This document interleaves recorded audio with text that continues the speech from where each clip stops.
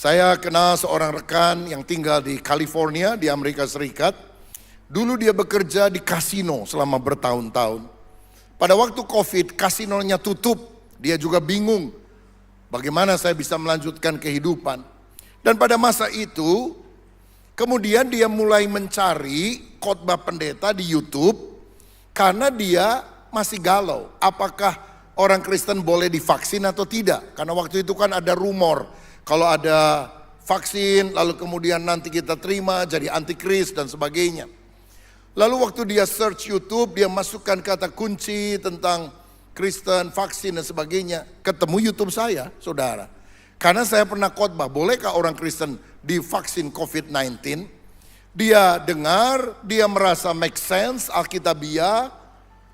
Dan dia kemudian bilang, oke, saya divaksin karena saya adalah anak Tuhan dan saya tidak akan dapat tanda 666 melalui vaksin COVID ini. Dan sejak itu dia cerita, dia selalu cari khotbah saya dan mungkin sudah ratusan khotbah saya di YouTube yang dia dengarkan. Dan dia sering kali hafalkan kalimat-kalimat kuncinya dan dia dalam waktu ngobrol dengan orang lain suka share dengan teman-temannya.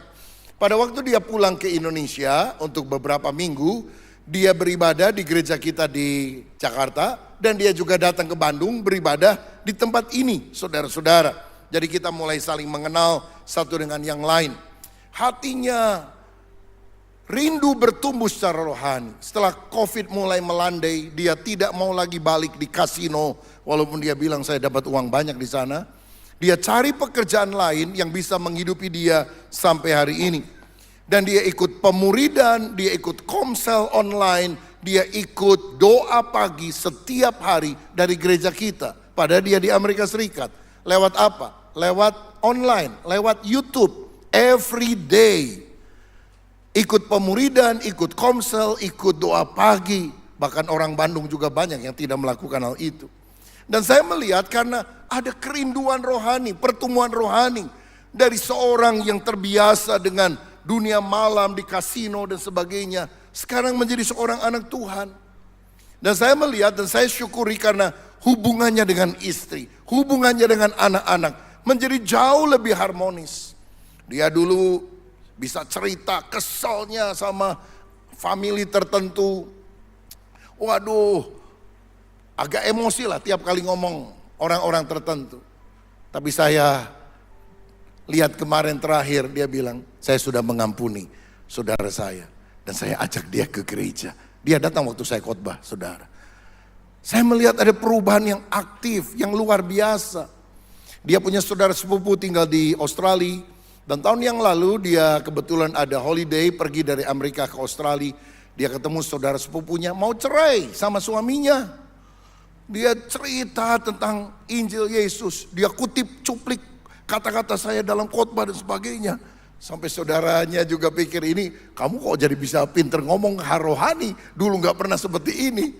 Saudara-saudara, dan akhirnya dia telepon saya, kalau di Australia kira-kira di mana? Saya hubungkan dengan seorang hamba Tuhan, dia datang ke gereja itu, dilayani sampai hari ini. Agustus akhir saya khotbah di Australia, dia dan suaminya ada di gereja tersebut, beribadah sama-sama. Dan pendetanya berkata, Pak, mereka sekarang cinta Tuhan, mau melayani Tuhan, sama-sama beribadah. Ada perubahan mujizat terjadi. Dari seorang yang bekerja di kasino, bisa membawa keluarganya bagi Kristus, memiliki pekerjaan yang jauh lebih halal, lebih sehat. Apa yang kita bisa lihat di sini? Bertumbuh di dalam kasih karunia. Kita ini harus sadar, apa yang kita alami itu kasih karunia kebaikan Tuhan.